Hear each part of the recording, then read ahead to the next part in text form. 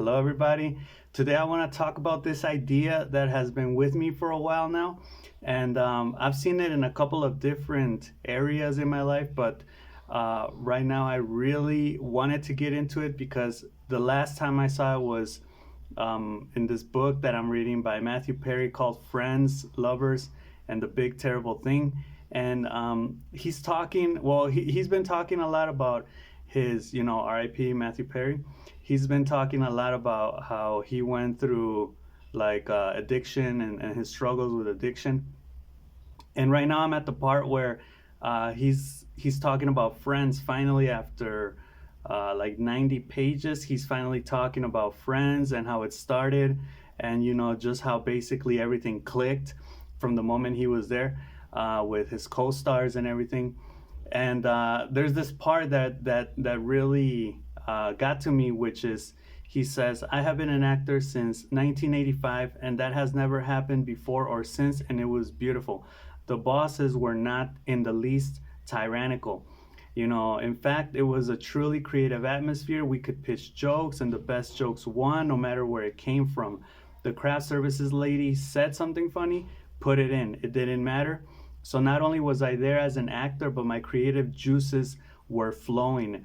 And it's this idea that I think I've already talked about it in some of my videos, where in order for you to thrive, you need to have a perfect balance. It's a very delicate but perfect balance between order and freedom.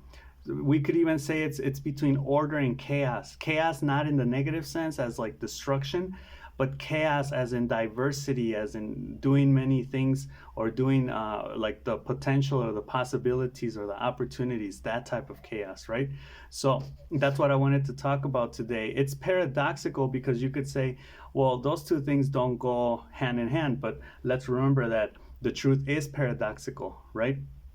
So there needs to be this perfect balance that is often obtained, or you achieve it at a personal level.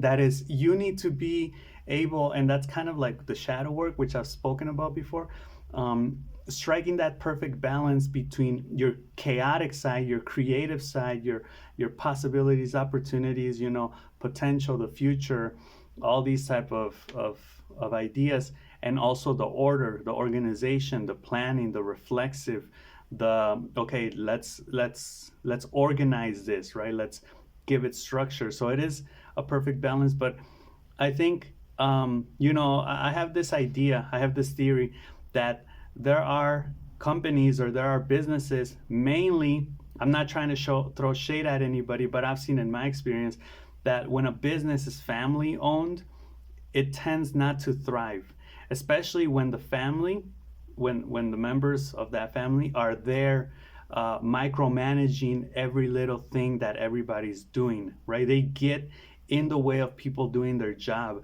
because they think that they're not doing their job. They push their employees are frustrated, right? So there's like a lot of order, but there's no freedom.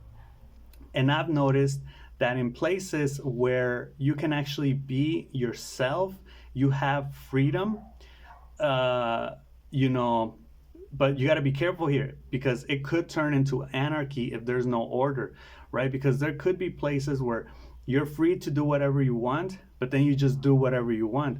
You could sleep, you could be on your phone, you could be, not even at work, or just go in there, punch in and punch out. But that's not effective either. That's not going to get you anywhere, right? That's going to eventually make the workplace toxic too, just as much as too much order would. So I think the most effective thing is to have a strike between order and freedom, right? Now, you could say, well, how do you achieve this?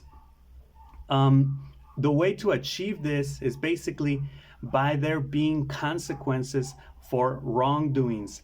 So whenever somebody, like, let's just pretend that everybody does their job, right? And let's say some people work more than others. Some people slack off more, some people work more. There's like a parameter, right? There's a certain there's like there are different levels in which people work, right? So but that's not the issue. You have to just let people be who they are, as long as the work is being done, right? I would say as long as there aren't complaints by the customers, by the clients, whatever. But the moment that there is something wrong, it needs to be looked upon, right? Like, let's say there's a complaint by a customer or a client, or there's a complaint in general. If it's not, if there aren't consequences for that, then people are just going to do whatever they want. So they have to know that, not only am I free, but if I mess up, there are going to be consequences, right? So that's the balance. And the balance is achieved, I think, with consequences, right?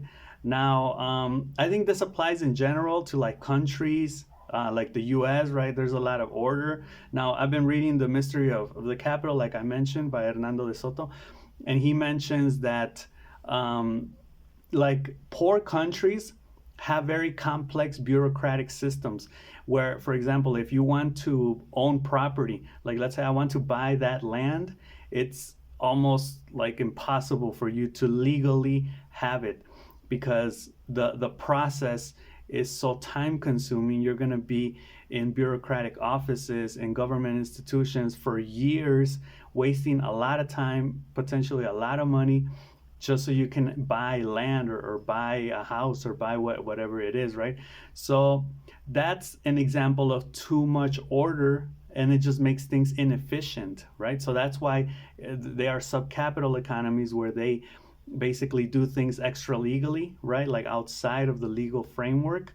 And that, obviously gives rise to crime and a bunch of other things. But yeah, it's very interesting. So this applies to countries like the US, right, where you could say they are strict, they have a bureaucratic system, but there's also freedom, right? So again, it's striking that balance. And just us, right? Like think about your personal life at home. Like you need order in your life, but you also need freedom. You need to be able to do whatever you want within a parameter of order, right? Because let's look at it this way.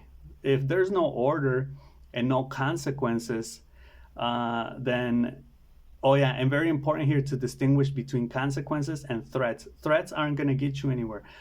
It's the consequences, it's the reality, right? Not the bluffing. If there's no order and there aren't consequences, there's no progress, right? But if there's no freedom, there's going to be a lot of frustration, a lot of resentment, because you're not going to be able to be yourself. You're not going to be able to express yourself, because at the end of the day, we need to be ourselves. We need to have the freedom to do our job the way we think it should be done, right? And not like, and I'm talking about specifics, right? Like if you have a general framework that you need to follow, like a manual, like you need to do this like this, right? But then there are like little details that you say, oh, well, if I do it like this, I save some time, or maybe I can skip this, or maybe, and you make your little adjustments, and that's fine. Now, when bosses are like, no, you need to do this like 1, 2, 3, like this, that's micromanaging. That's toxic. That's not. That's the boss not giving you your freedom, right? So that's just gonna frustrate you at the end of the day. So let me know what you think about this. I'm still developing on these ideas of order, freedom, and yeah, just let me know what you think, and I'll see you in the next one. All right, peace.